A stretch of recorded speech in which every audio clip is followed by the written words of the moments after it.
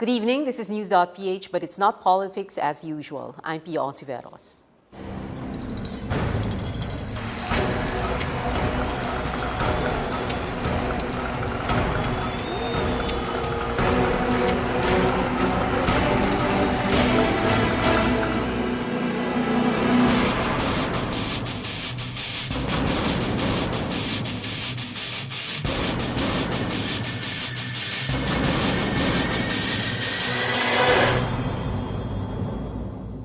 It says that we endorse the attached complaint.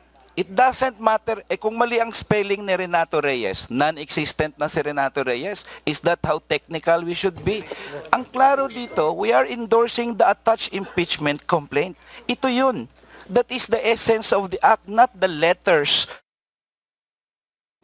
So many interesting things going on in politics. That's what we're going to talk about tonight. Representative Neil Tupas Jr. of Iloilo, he's chairman of the House Justice Committee, and Representative Terry Ridon of the Kabataan Party List, they're joining us. And a little later on in the show, Secretary Edwin Lasher, the presidential spokesperson, will be here. Good evening, Secretary Tupas, Congressman Tupas and Congressman Ridon. Thank you very much for being here. Okay, Congressman Tupas, take us through the process first. When an impeachment complaint is filed at the lower house, it is referred to your committee. Yes. Justice Committee. Once it is filed with the Secretary General, it is included with a certain period of time in the order of business. Pagkatapos, it is referred by the plenary to the Committee on Justice, and that is the start of the initiation of an impeachment proceeding. Nangyari ito August 11, 2014. 3 complaints were simultaneously referred to the Committee on Justice. It means, Pia, lahat ng complaints after that will be barred under the 1-year bar rule under the Constitution. So we started the other day. It was we tackled the form, that is the first stage, and it was a very intense debate. And that's I did not expect that because it's just form. Ano ba ibig sabihin ng form? Form is verified yung complaint, may signature ng complainant, and endorsed. Pag sinabi mong verified ang complaint, anong ibig sabihin nun? There's a form under the rules of procedure of the House na kailangan, yun in essence, yun ang susundin na form na sinasabi lang na alam mo yung pinipirmahan mo, ikaw ang complainant. That's the first requirement. The second requirement is that there must be an endorsement or endorser. Endorsement by a member of the House. Of Congress, okay. So ito yung parang we just go through the process when we take up when we discuss form, but this was not the case the other day. Talagang mainit ang discussion, and in fact, very interesting points were raised, Pia. Hindi lang rinaise yung verification, rinaise pa ng some of the majority members of the House. Sabi nila, may Supreme Court circular. Follow natin, no? So, very interesting, but at the end, we voted to declare the 3 impeachment complaints sufficient in form. Sufficient in form. How many members does the committee have? 55 members, plus 55. Around 15 to 20 ex officio. Okay, when you say ex officio, you mean? The deputy speakers, the majority leader. Okay, pero yung 55, karamihan, nandun kahapon. Kasi 62 ang nag-present eh. That's the most number of members na na-experience ko sa isang committee. So may nagpapunta sa kanila, hoy, punta kayo ng Justice Committee hearing, ganon. Siguro impeachment talaga ganon. Dahil impeachment. Ang impeachment talaga very, very highly emotional. Okay. I'm not going to ask you for specific numbers, but what are the party affiliations of the members of the House Justice Committee? Majority of the members galing sa majority coalition. Yeah, majority coalition meaning allies of the president. Allies, yes. Okay. Tapos meron minority rin. Okay. So therefore, what we are going to see is kapag may botohan along party lines, parang gano'n. Di ba? Kahapon hindi nangyari yun eh. At least but we'll get into that kung bakit parang bakit yung mga allies ni Presidente bumoto para sufficient in form. But we'll get to that in a while. So, kanina sabi mo, sufficiency in form pa lang ang tindi na ng debate. Yes. So, sa sufficiency in substance, you expect an even more protracted, bigger, longer debate. Yeah, it will be highly emotional kasi because based on the arguments the other day. Pero pag tinignan mo Pia ang rules ng impeachment, like so the requirement of substance is met when there is recital of facts constituting the offense charge and determinative of the jurisdiction of the committee. In other words, sa layman's term, kailangan andun yung elements ng betrayal of public trust. In other words, how the one who is going to be impeached betrayed the public trust. In other words, yes, tama. In other words, etc. Kung totoo itong mga complaints na tatlo na ito, kung totoo, assuming totoo yung allegations ng recital of facts, meron bang betrayal of public trust? Meron bang culpable violation of the Constitution? Meron bang graft and corruption? So yun yung pag-uusapan, and medyo matindi ito kasi may mga subjective na grounds. Like for example, betrayal of public trust is very, very subjective. Okay. Itong yung vote to say na sufficient inform yung tatlong complaints, no? Was this a case of you didn't want to kill it at this too early a stage? No. Para you won't look so hindi biased. May mga members na kumausap sa akin before the hearing. Ano bang mangyayari? Ano bang mangyayari? Or anong gusto mong mangyayari? Yun, ano mangyayari? Anong mangyayari? Yeah, ngayon sa hearing. I told them, well, if kung may form, let's vote kung may form. Kung may defect, then we have remedies under the rules. So ang nangyari, dahil very spontaneous yung discussion, yung majority na mismo, nakita mo naman na medyo may mga disagreement. And I told them, sabi na paano pag may disagreement kami? Sabi ko sa kanila, well, I am the presiding officer, although I'm officer of the party. Pero, Liberal Party. Yeah, I'm officer of the Liberal Party, but I will be very fair here. So kung may disagreement tayong majority, I will not be afraid to divide the house. Yeah. And ano yung nangyari, di ba? Yes. I divide the house every time, and hindi ako natatakot kung sino manalo doon. So, ang lumabas doon, Pia, yun talaga may form. Yeah. So it wasn't like there was an agreement among the President's allies in the House Justice Committee, or there was any usapan na gawin natin tong sufficient inform because it would be bad form to kill it now. Wala. Walang ganun. Wala. Kasi kung nakita mo, yung iba gusto nilang patayin na rin, di ba? Meron na rin doon na gusto nila. So, walang usapan doon. Okay. Congressman Terry Ridon is here also. Congressman Ridon, yesterday, were you a bit taken aback by the vote that said, okay, sufficient inform? Ano ba yung tumatakbo sa isipan? Well, we were expecting naman po na at the very least, doon po sa form, wala na ho masyadong debate. Kasi simple lang naman yung kailangan ho doon .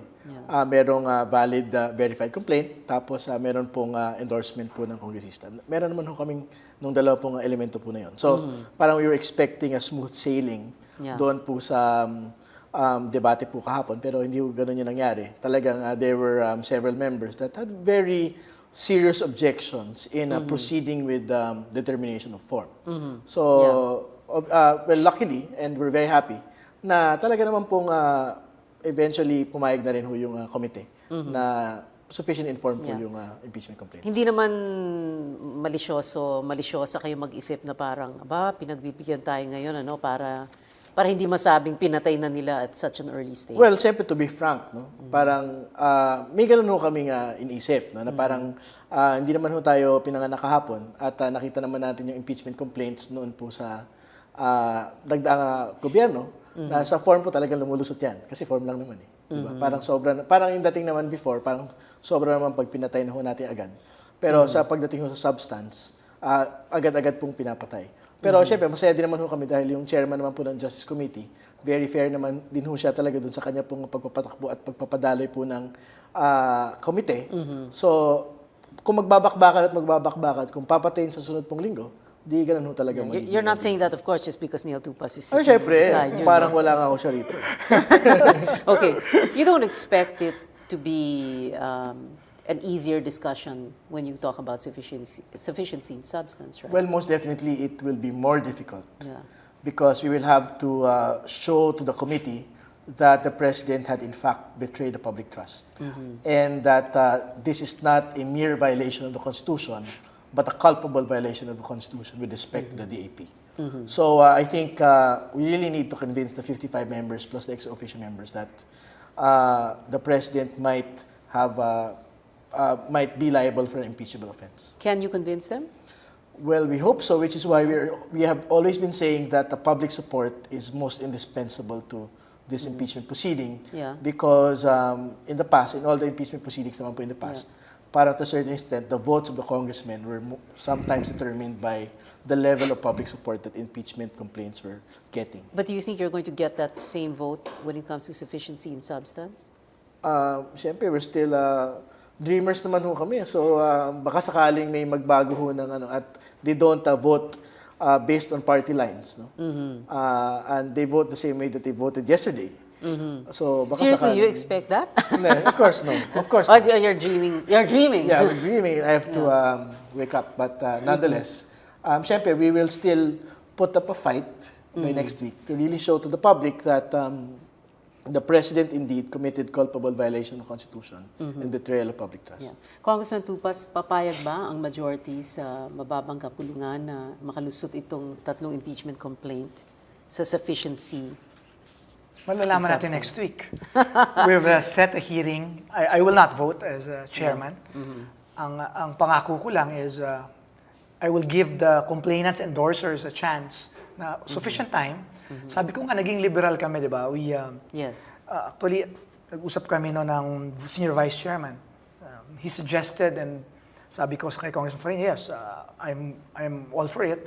Dito sa form, let's be liberal. Yung spirit of liberality in the interest of justice. Pagdating naman sa substance next week, medyo maduguring, tingin ko So you madudugo will yung not be as discussion. liberal. Ang Sabi mga ko sa- liberal ako- eh hindi magiging as No, liberal. ako, I will suggest because ang suggestion ko naman, may weight lang yon if I'll be supported by the members of the committee. But I'll suggest that kahit sa substance na tayo, kung pag-usapan natin yung technicality, we will still follow the rule of liberality. Pag may mga technical, let's say, kung kailangan ng time ng, may mga time pa na kailangan ng, kulang pa ang time ng mga complainant, pagbigyan natin. Kung meron kayong mga questions of, let's say, interlocutory question, yung issues, I'm not for it eh. Gusto ko marinig yung sasabihin talaga ng complainants. Meron ba talagang laman to o wala? Substance. So, next week, I will propose that we will still follow that rule on liberality. If yung mga issues on technicality. Issues of technicality Yes, only. we will. Okay, we'll have to take a short break. News.PH should be right back.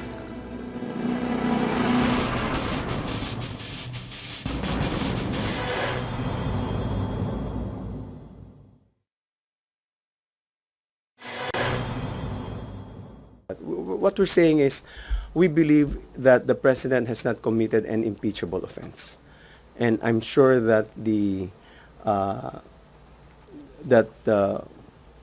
scene as reviewed when they go through the sufficiency of substance, when they go through the allegations of the impeachment complaints, that they will see that there is no merit that the president has committed an impeachable offense. Welcome back. You're still watching News.PH. I'm Pio Ontiveros. Still with us, Representative Neil Tupas Jr., Chairman of the House Justice Committee, and Representative Terry Ridon. So, tama bang or mali bang sabihin na token approval yung nangyari kahapon? Mali yun, Pia. Hindi token approval? Hindi token approval. Yung, for me, personally, yung based dun sa pagtingin ko sa complaints and based on the discussion yesterday, talagang may form, sufficient in form yung tatlong impeachment complaints. Okay. So, And, kung sufficient yun in form, yun ang nangyari talaga, dineclare namin. Yeah. And as far as you are concerned, Congressman Tupas, as Chairman of the Justice Committee, there was no order whatsoever, walang pakiusap, walang tawag, walang text, walang tweet na nagsasabi sa iyo kung anong mangyayari, kung ano yung magiging lifespan or life expectancy ng impeachment complaint. Wala. As far as I'm concerned. Sa akin, walang communication at all ang Malacanang, and mas maganda sa akin yun.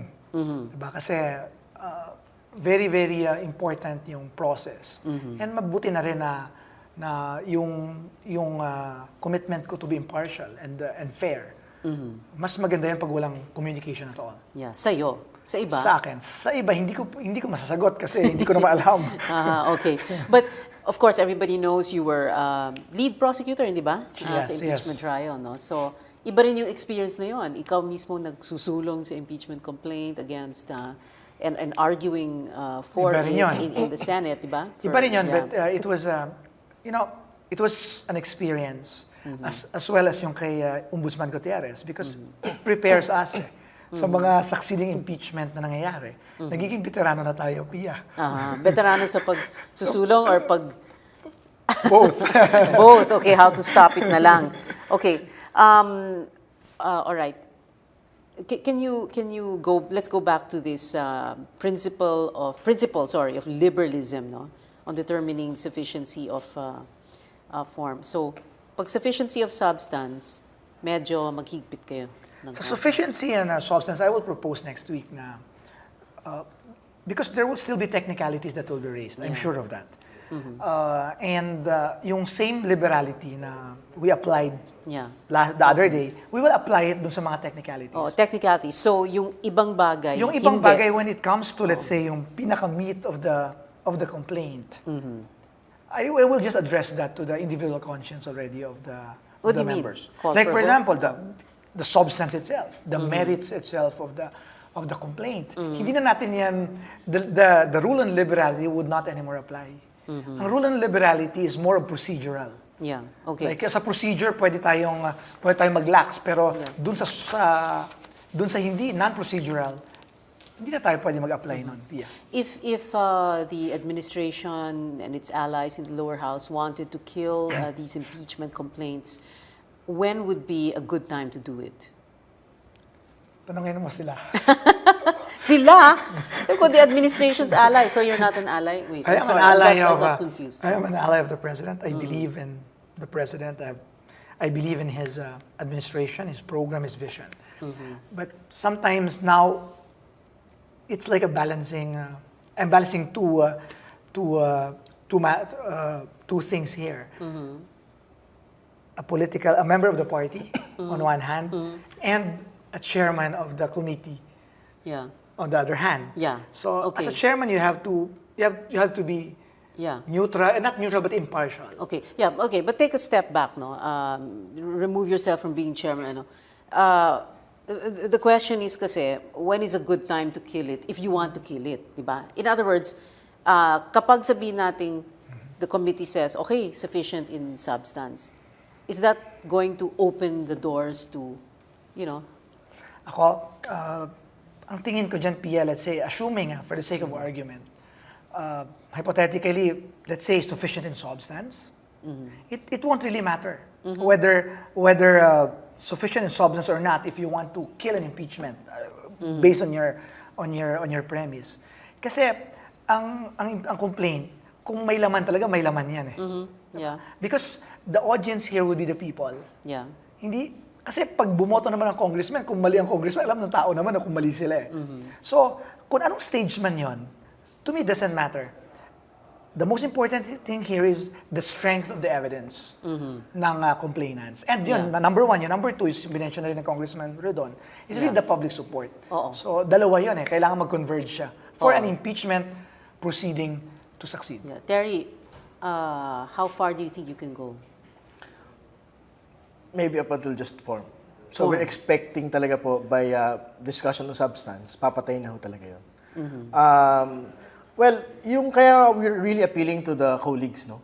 Na palampasin naman ho doon sa substance. Kasi sa substance, so, ang dapat naman hong tinitiyak lang ho dyan ay yan po bang mga riniraise po na grounds ay impeachable offenses. So pag halimbawa, inakusa mo si Presidente ng siguro ng kidnapping, hindi yun obra. No? Hindi yun pwedeng impeachable offense. So, dapat mabasura yung complaint. Pero, yung marinis naman po nating grounds doon ay betrayal of public trust, culpable violation of the Constitution, graft and corruption. These are impeachable offenses. So, dapat ho, kumbaga wala masyadong debate doon po sa determination on sufficiency of substance. Yeah. Do you honestly think, well, kanina sabi mo, you think na hanggang sufficiency in form lang to, no? So, what you're saying is, you guys know na walang pupuntan to. Well, we know that it is important to let the public know that we would want to exact accountability with respect to the President's participation in the DAP. So whether we will lose it in form yesterday or sa substance po next week, it doesn't really matter to us. What is most important is that the President knows that hindi naman niya ho talaga hawak lahat ng mga boto sa Kongreso dahil may tumututol po sa DAP at yung participation niya po dito. Okay. Now, after sufficiency in substance, what is the, if the committee votes, no, na at sabihing sufficient in substance to, ano ang susunod dapat na mangyayari? Assuming that the committee votes that they're sufficient, that the substance is sufficient, then the committee orders the respondent to file an answer and to submit affidavits. Okay. So wala mo ng hearing, Pia. Pag natanggap yun ng committee, then there'll be another voting. That's the third voting in the committee. We call it whether there are sufficient grounds to impeach. Okay. Kung meron, kung merong sufficient grounds to impeach, that's the only after that na lang magkakaroon ng full-blown hearing. Well, can you imagine a scenario like that? Both of you, no, Congressman Tupas and Congressman Ridon, can you imagine that scenario where the House Justice Committee is ordering the respondent, who just happens to be the chief executive, who just happens to be the president, ordering the president to respond to the allegations? Well, that's in the Constitution. That's in the Constitution. That's a system of checks and balances. It's the power of the sovereign. There's an accountability clause in the Constitution. It's nothing new. It's part of our system. And as I said, it could happen, but it will happen only if the evidence is very, very strong and the public support is also very strong. Terry, do you think it's going to happen? Obviously, the party leadership will never allow it. Kasi siyempre, if you have Congress with your allies there, and you order the President to respond para naman wala ka ng kalyado sa gobyerno pagkaho ganun. So, which is why we have been saying in the past impeachment complaints, for example, against Mrs. Arroyo, wala ho talagang sumulong up until after ng sufficiency in substance. Dahil pag lumusot na ho ng sufficiency in substance, parang magkakapahiyaan na ho tayo dun pagkaho ganun. And we're expecting the same thing to happen dito po sa susunod pong mga linggo. Okay, let's go into final words now. Terry, Ridon, you first. Well, ang pinaka panawagan naman natin talaga rito, yung pong binabanggit ni Congressman Tupas, yung pong usapin po ng public support. No? Dahil sa actual naman pagka may snowballing po ng public support, kahit naman gaano katindi ng pong majority coalition, pag nakikita naman ng mga kongresista yung taong bayan nandun sa Kongreso, talagang kumikilos para i-impeach si Presidente, tingin ko kahit po yung ganun po majority coalition, matitibag. Kaya yun po yung mas hinahabol po natin sa susunod pong mga linggo dito pa sa impeachment po na ito. Okay. Congressman Tupas? Well, Pia, the committee will continue to be fair. At least that's our objective, and we will continue to be fair. We'll give them opportunity on complainants in the next hearings next week. As chairman of the Committee on Justice, I will advise the committee members that after the debates and the discussion in substance, let's vote based on the merits of the case. So, ang importante dito, lalabas ng complainants ang kanilang Ebidensya. hindi ebidensya pa, no? But patunayan nila na dun man lang sa complaints, may laman yung complaints. So kung may laman yon, then we will ask the members na vote based on the merits. And kahit anong mangyari dito, whether it will proceed to the next stage or not, ang gusto ko lang dito bilang chairman na Pia na yung kung ano man yung boto doon, yun yung boses ng mamamayan, because at the end, this is the voice of the people. This is the power of the sovereign, di ba? Ito talaga yung pulso ng bayan.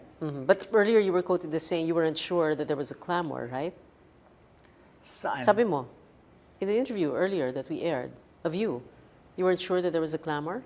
No, I didn't say No? that. I didn't say that. Oh. About the clamor, Yeah? Well, what did you say about the clamor? Is there a clamor? Oops. no, I said I cannot comment on that because Ito, that sorry. might Yeah. influence. Oh, sabi mo, and I quote you, ito naman, it's against the president. I don't know if there's a clamor. Yes. I can't remember. I said I don't know, but what I meant was I cannot comment Yeah. on the clamor Oh, because okay. kasali siya sa impeachment eh, di ba? It might influence the members. So you're not saying walang clamor, you're saying hindi ko alam kung merong clamor, ganon? Hindi, ang sinasabi ko is hindi ako makakapagsalita. to be consistent, Yeah. to be consistent dito sa impeachment proceeding. Mas maganda na rin na hindi ko ma-influence yung mga members. Yeah. Okay. Would you be for a second term for the president? Well, it would entail, You know what that's called? Dead air on television. That's so telling. it would entail an amendment to the Constitution. Yeah. And No, would you be for a second term? I'm not asking you how it can personal, happen. Yeah. personal, Yeah. mas maganda si presidente pa. Okay siya as a A president. second term or a term extension? What? Hindi ko alam ang term extension because nga complicated yan eh. Yeah. When you say term extension, you will amend the Constitution. Yeah. Okay. Or a second term. Hindi siya pwede mag second term because Yeah. one Unless term there lang. is unless there is charter amendments. Yes. But what my question is, would you be for For the charter, for Noynoy Aquino staying longer in power through a constitutional amendment. through a constitutional amendment? Through a constitutional amendment. Yeah. If there's a strong clamor from the people, because it would be useless Yeah. kung walang clamor because it would go through the plebiscite. But Yeah. personally, the character of the president, I believe in the president. Yeah. Well, na-float na yung idea, no? So, ikaw, ano bang feedback from your constituents, from your province? Is there a clamor? Sa ngayon, hindi ko pa nakakausap, hindi pa ako nakapag-consult. We're beginning to consult the people, but wala pa kaming concrete na sagot sa aming constituents as of now. Okay. And Terry, I suppose you are not for term Inimpeach extension na or ako second namin term. Gusto pa ba namin siya ng one day more? Baka hindi na ako siguro. Thank you very much, Congressman Neil Tupas. Thank you, sir, and Congressman Terry Ridon. Thank you very much for joining us. We'll take a short break. News.PH. We'll be right back.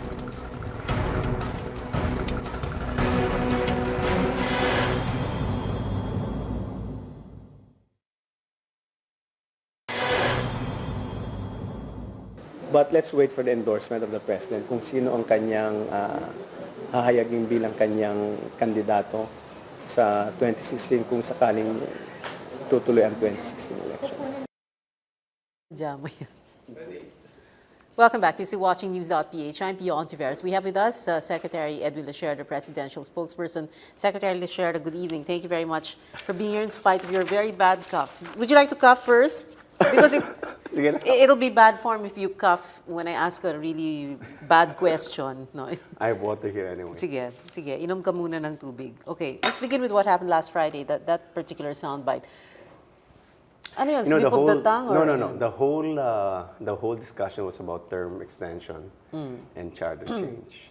For one reason or another, in my mind, I was thinking, let's wait for the preferred endorsement of the president in case he decides against term extension. But when I spoke in Taglish, that part, kung sakaling tutuloy, it just went through me without really, I didn't realize what I said, so. The presidential spokesman did not No, realize what he because said, I was thinking of, sakaling. because the whole thing was about term extension and charter change. We've never... So what are you saying? What you meant was, kung sakaling magka-term extension, Hindi, tapos kung na... sakaling hindi na, if he decides against term extension. Remember, we're in this whole process of the president being open about the Constitution, amending the Constitution. So it was speaking of judicial reach as well as a question on term extension about people asking him to do a second term. So that would necessitate charter change. So that was the whole discussion actually. So but that was just a one phrase. Yeah. But if you look at the entire Unfortunately, transcript, unfortunately, yes. But if you look at the entire transcript, it was about charter change and term extension. And there couldn't be any no EL scenario because I'm EL. I'm Ian. Share na share. Who came up with that line? What line? Who gave you that line? Because there cannot be no EL because I'm Because EL. my Ano initials, yun? no L. I know, but ano yan, pa-cute? No, na they're just sagot? thinking lang, Ha? it's just being funny. Being funny. You're trying to parang down. No, but there's really, certainly, there is no, we've explained this a number of times. Walang no L scenario. Yeah. Look, the Constitution is a product of the mom. And so we are very cognizant of the constitutional process. And never in our imagination did we ever even conceive of a no-L scenario. Yeah. It's just that the unfortunate statement came out, and people just ran with it, especially the opposition. They're building up and cooking up so many scenarios about what's going to happen to this, what's going to happen to that, which is, hey, look, get hold of yourselves. 2016 is still 2 years away, or No, not 2 years. nearly 2 years away. So we've got a lot of concerns that we're addressing right now. The president is focused, two things. The president is focused on the concerns, the problems in the country. And number two, the president is also concerned about making sure that we institutionalize the reforms and also making reform as an ingrained DNA in our Filipino culture. So there is no chance in blank that elections in There's no chance in 2016 will heaven. not push through. There's no chance in hate. Oh, just Hate. answer. So no chance whatsoever na walang election. There is no chance in Hades, if you will. Elections will push through. Okay. When the president mentioned those things in the television interview, was he trying to test the waters? Was he trying to see how people would react? In that interview? Yes. But the statement of the president came way far after I've spoken. And it's really, the president has always moved in the premise that he listens to the voice of his bosses. The president has always said, kayo ang boss ko. What's wrong with listening to the voice of his bosses?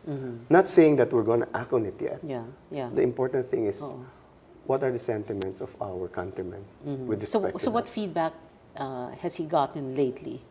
You know, just to give you a historical context to it, Manolo Quezon is a historian. He's our resident historian. When we were discussing about, just the two of us, discussing about charter change, and we were seeing what were the responses in the previous administrations. Term extension is a taboo subject. You saw it in FVR, you saw it in GMA, where there was overwhelming rejection of term extension. Kay Erap kasi, he formed a constitutional commission, in a sense, a body to study what provisions can be changed or amended. But in those two, FVR and GMA, there was overwhelming rejection, 80-90%. You have social media now as a finger in the wind kind of survey. Right off the gate, you saw 50-50. That's a big improvement than an 80-90% rejection. So the fact that you didn't have a rejection of term extension, no matter what the pundits say, no matter what the oppositions would say, there is a groundswell of support. Not saying but that's on one side. On the other side, we're also hearing the statements of the columnists, the pundits saying that they're against term extension and all that. All these are being taken into consideration and being studied. And so, where are we now? We're Nagpagawa na ba kayo ng survey? Not that I know of. Okay. Because, of course, social media, that's just what, 35%? Okay, I'm not sure about the exact, 35, 38% penetration lang yun eh. Hindi siya masyadong we're saying, well, Oo. if you're looking, 30% penetration is better than 1,200 respondents. I mean, if you look at the survey, a Pulse Asia survey or SWS survey, as a general rule would be about 1,200, the most 1,800 respondents all over the country. Yeah. But like I said, this is a finger in the wind. That's something that we're doing, that we're seeing in the social media. We're not saying that we're taking that as gospel truth. Well, gusto niyo ba magpa-survey?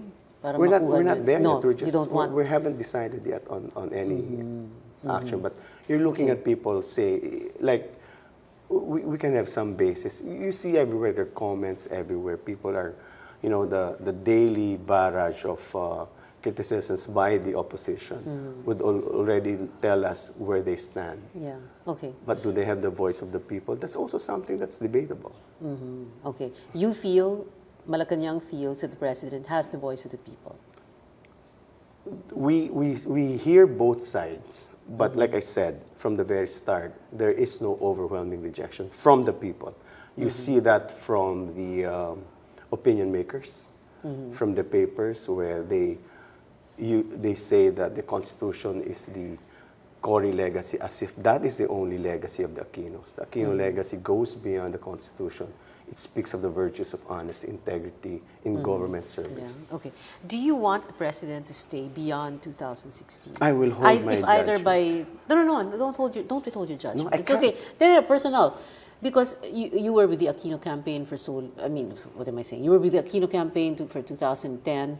You worked very close. You worked and you do work very closely with the president. Do you want to see him stay beyond 2016, whether it is by term extension or via a second term? I believe that we should find a person who will really aggressively push the reforms that the president has started. Okay, that's the basic premise. We've gone through 4 years of really putting in and planting and sowing the seeds of reform.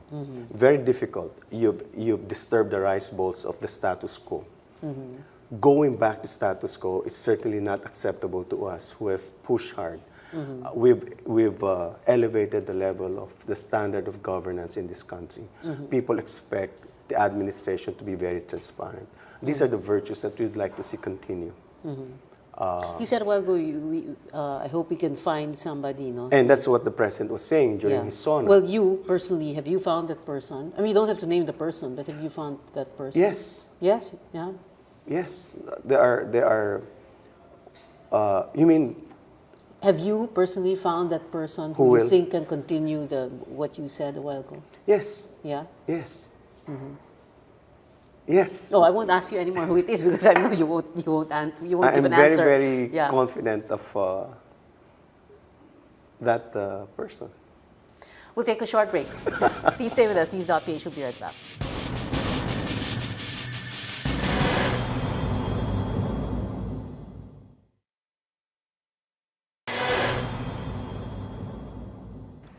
I urge all of you who have been comrades in the struggle against the dictatorship to be active in stopping this insidious plan clad in the guise of good intentions. This, I sincerely believe, is how we can best protect the legacy of Senator Ninoy Aquino. Para liwanagin na talagang ang sabi nga ng Pangulo, hindi naman siya interesado sa second term, hindi siya interesado doon sa pag-amyenda ng saligang batas during his term. So para matapos na itong usapin ito. Welcome back. You're still watching News.PH. I'm Pio Catapang. Still with us, Secretary Edwin Lacerda. Secretary Lacerda, I remember I asked you earlier, can you come to the show wearing those yellow rubber shoes that you had on in your profile picture on Twitter? Yeah. What is the story behind those yellow rubber shoes? That was, I was trying to, how do you call it, break it in?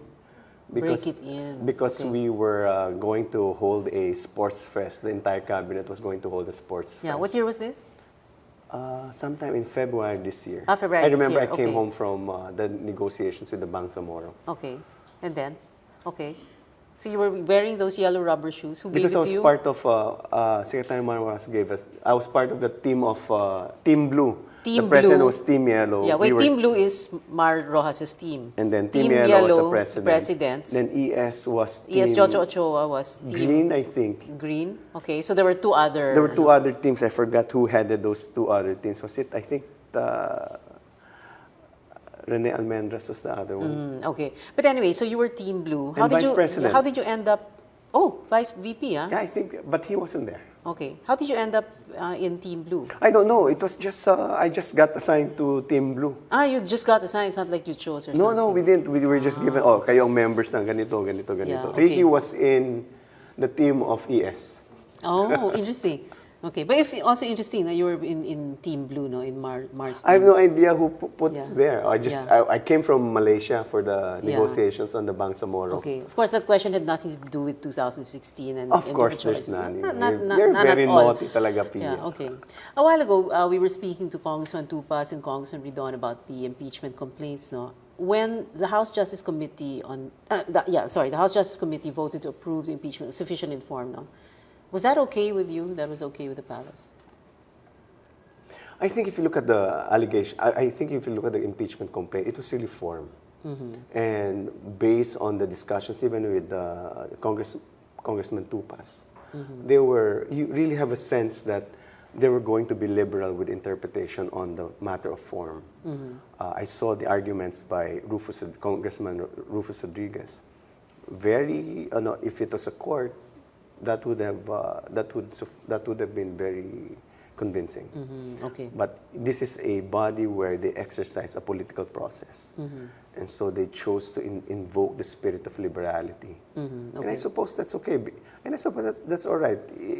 But looking at the allegations of the impeachment complaints, certainly we do not agree with that. Okay. So, pero di na dapat palampasin ng committee to? Sa palagay mo? Because after sufficiency in substance, if they say sufficient in substance, merong portion na pasasagutin na si Presidente, mga ganon. Doon sa sufficiency of substance, sa amin, of course, we don't believe that the allegations would rise to the level of an impeachable offense. But to say that and to say that dapat hindi na palagpasin, that would send out signals na parang inuutusan namin kayo. Yeah, and we're not doing that. Executive overreach. And we're not doing that. And you're not doing We're that? not doing that. In fact, this is the first time I saw Neil after so long. Okay. What has the President said about these impeachment complaints? In your private conversations, is he worried? Not worried? Doesn't matter to him? We're focused on the concerns of the country. Una-una na, nakita mo naman yung impeachment complaint, yung allegations. I mean, how could you even think that these are all impeachable offenses? I mean, allegations on DAP, allegations on, in EDCA, hindi natuloy yan, ano? Pero, for us, are these some things that are these things that rise to the level of impeachable offense? We don't think so. Okay. What has the President said about the Senate investigation of Vice President Binay? We have not discussed that. No discussions on that. But how does Malacanang see that? No, Vice President Binay defended himself today.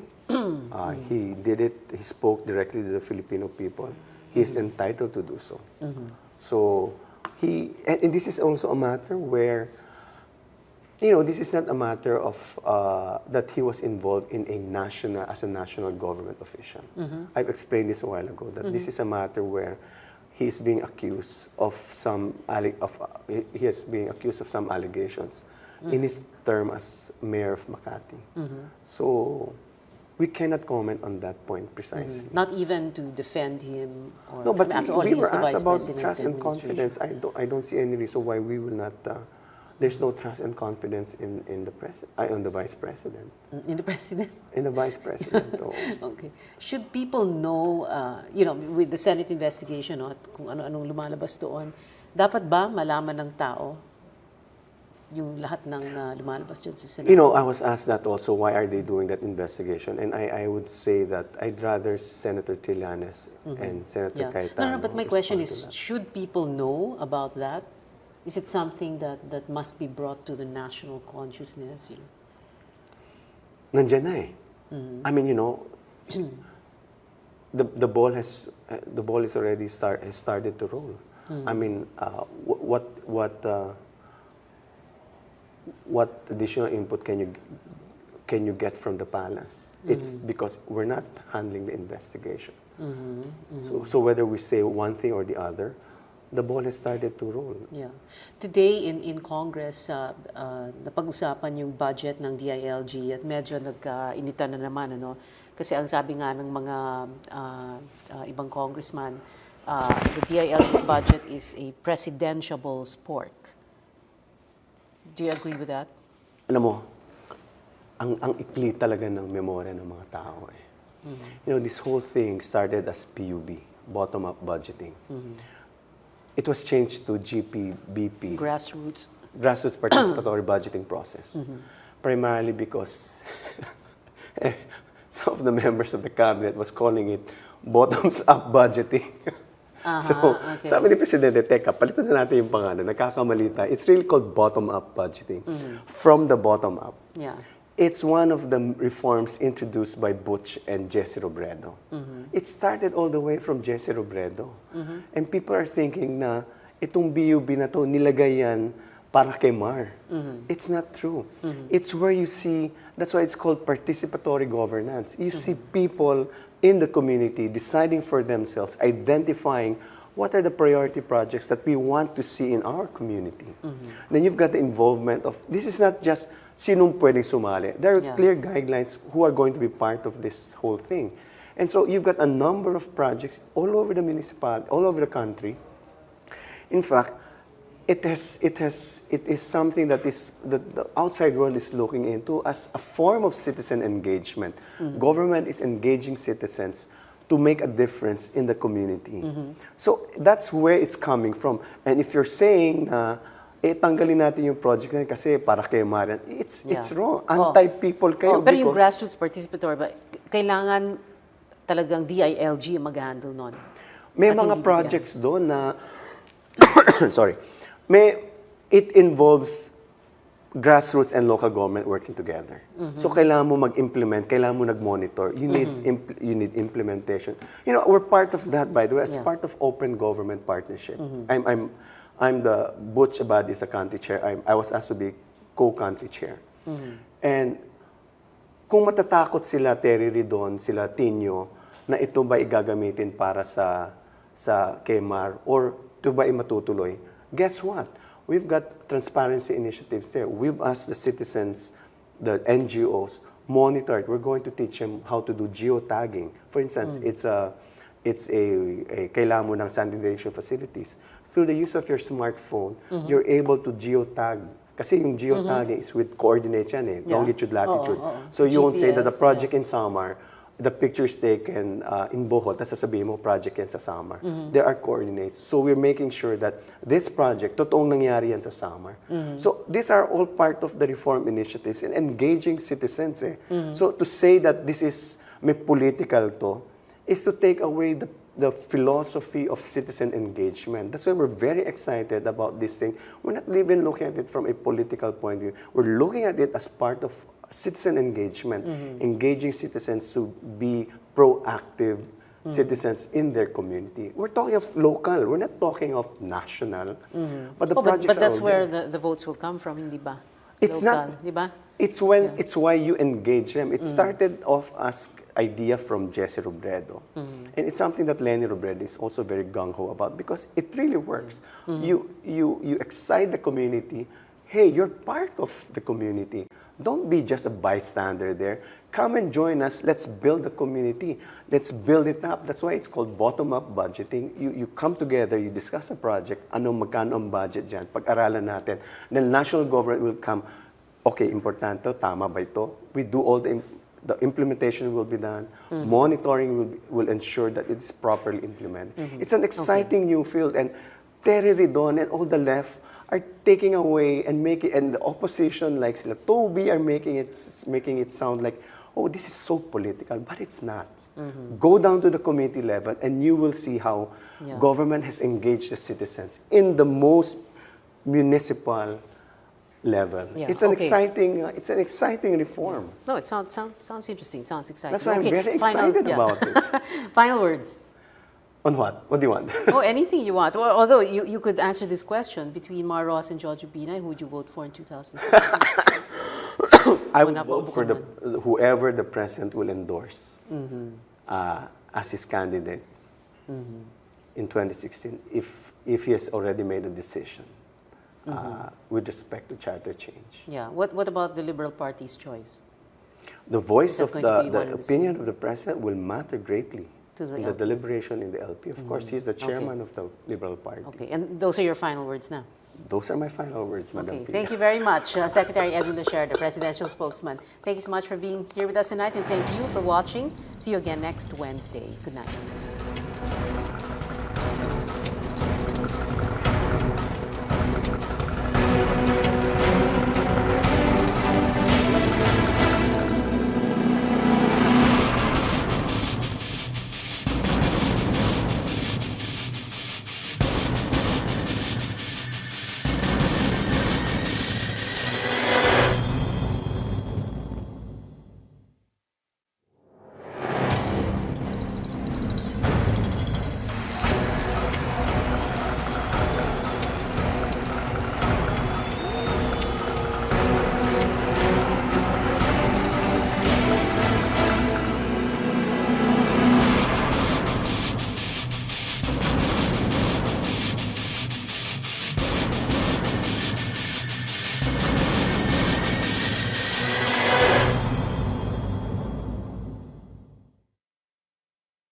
certain period of time in the order of business. Pagkatapos, it is referred by the plenary to the Committee on Justice, and that is the start of the initiation of an impeachment proceeding. Nangyari ito August 11, 2014. 3 complaints were simultaneously referred to the Committee on Justice. It means, Pia, lahat ng complaints after that will be barred under the 1-year bar rule under the Constitution. So we started the other day. It was we tackled the form, that is the first stage, and it was a very intense debate.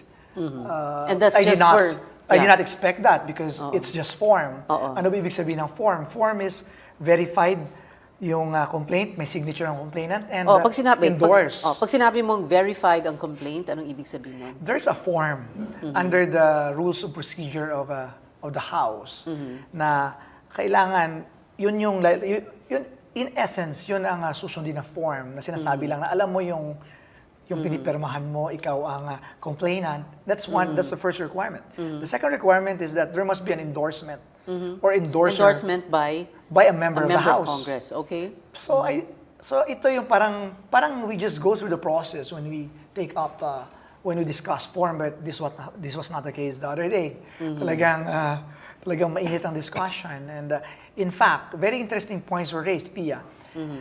Hindi lang rinaise yung verification, rinaise pa ng some of the majority members of the House. Sabi nila, may Supreme Court circular. Follow natin, no? So, very interesting, but at the end, be very fair here. So, kung may disagreement tayong majority, I will not be afraid to divide the House. And ano yun nangyari, di ba? Yes. I divide the House every time, and hindi ako natatakot kung sino manalo doon. So, ang lumabas doon, Pia, yun talaga may form.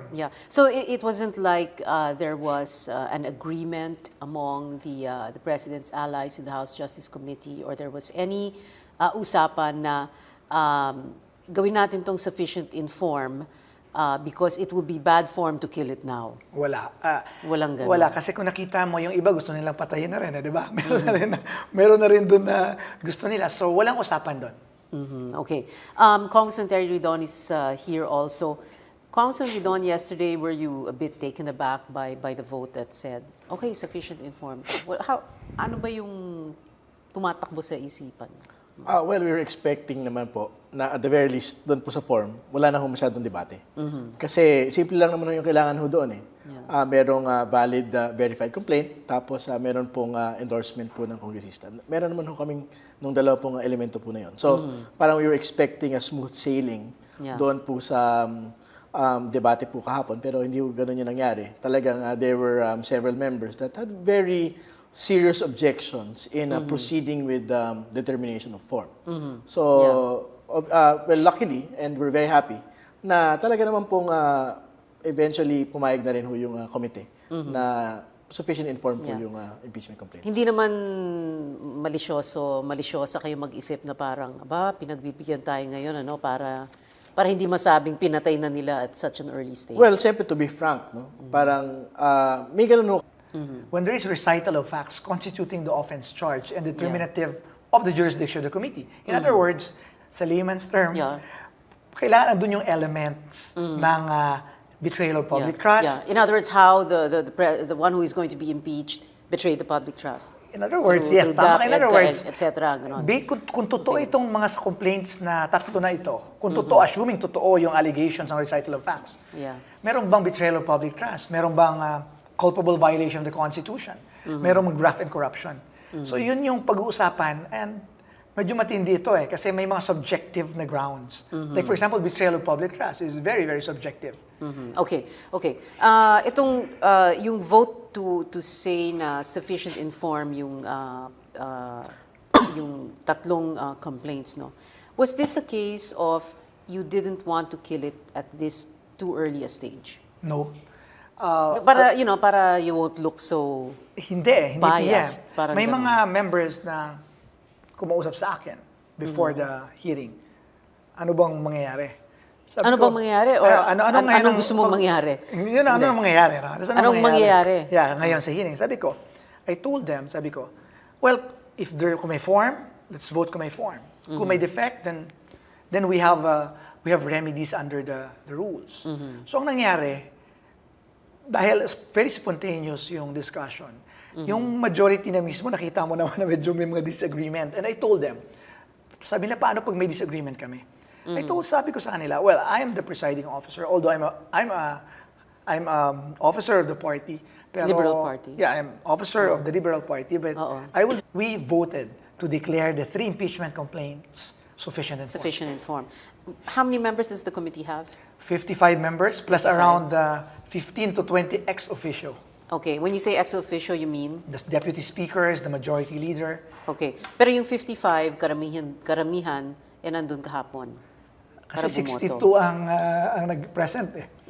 That's the most number of members na na-experience ko sa isang committee. So may nagpapunta sa kanila, hoy, punta kayo ng 62. Justice Committee hearing, ganon. Siguro impeachment talaga ganon. Dahil impeachment. Ang impeachment talaga Yeah. very, very highly emotional. Okay. I'm not going to ask you for specific numbers, but what are the party affiliations of the members of the House Justice Committee? Majority of the members galing sa majority coalition. Yeah, majority coalition meaning, Meaning, allies of the president. allies, yes. Okay. Tapos merong minority rin. Okay. So therefore, what we are going to see is kapag may botohan along party lines, parang ganon. Di ba? Kahapon hindi nangyari yun eh. At least Yeah, but we'll sa get into that voting, kung bakit parang Yeah. bakit yung mga allies ni presidente bumoto para sufficient in form. But we'll get to that in a while. So kanina sabi mo sufficiency in form pa lang ang tindi na ng debate. Yes. So sa sufficiency in substance, you expect an even more protracted, expect more protracted, bigger, longer debate. Yeah, it will be highly emotional kasi because based on the arguments the other day. Pero pag tinignan mo Pia ang rules ng impeachment, like so the requirement of substance is met.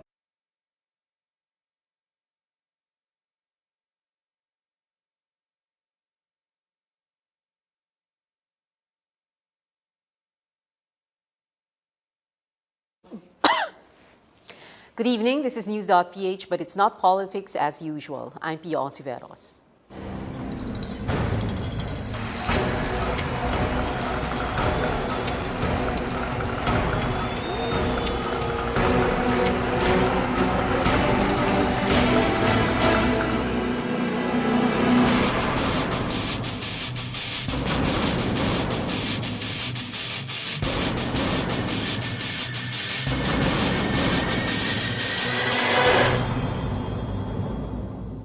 It says that we endorse the attached complaint. It doesn't matter kung mali ang spelling ni Renato Reyes, non-existent na si Renato Reyes. Is that how technical we should be? Ang klaro dito, we are endorsing the attached impeachment complaint. Ito yun. That is the essence of the act, not the letters. So many interesting things going on in politics. That's what we're going to talk about tonight. Representative Neil Tupas Jr. of Iloilo, he's chairman of the House Justice Committee, and Representative Terry Ridon of the Kabataan Party list, they're joining us. And a little later on in the show, Secretary Edwin Lasher, the presidential spokesperson, will be here. Good evening, Secretary Tupas, Congressman Tupas and Congressman Ridon. Thank you very much for being here. Yeah. Okay, Congressman Tupas, take us through the process first. When an impeachment complaint is filed at the lower house, it is referred to your committee. Yes. Justice Committee. Once it is filed with the Secretary General, it is included with the